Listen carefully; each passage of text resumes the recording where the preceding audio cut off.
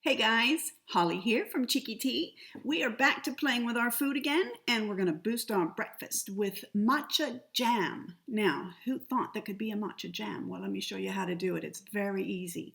All you will need is some coconut oil, some high quality coconut oil. I got this at the Whole Foods market. I'm sure that you have some available wherever you live. Even in Japan they have it.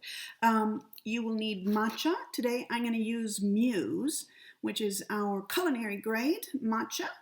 And this is important. You're going to need to sweeten it with something, and I don't really use sugar, so I'm going to use, if you can see that, this stevia. So I love this pure brand of stevia. They come in little packets like this to keep it really nice and fresh. All right, so first thing I did before I kind of came on air with you is I sifted the matcha in our matcha furui. Now, you don't really need to sift it if you're putting it in ingredients, but this time I thought it needed to be ultra fine, so I sifted it in the matcha furui. Always remember to sift your matcha if you're going to drink it, because you're trying to suspend the particles in the fluid, but with ingredients it's a little bit different. So what I did was I used the bamboo rake and I put I put like half a chashaku in here, and then I sifted that. So what I will do now is I'm going to get a nice dollop of coconut.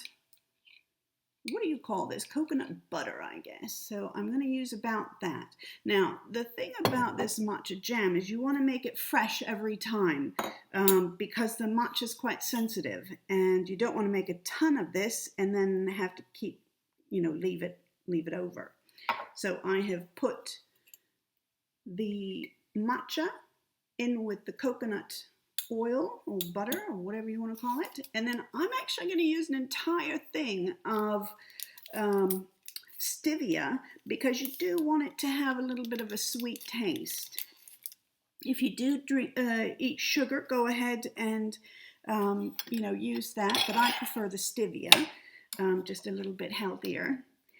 And I'm using 2 spoons, and I'm basically mashing it in and mixing it all in there.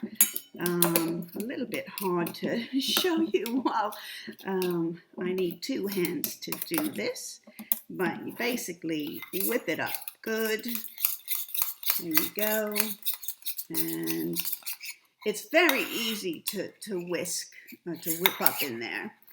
And then I serve it in a bowl, just like this.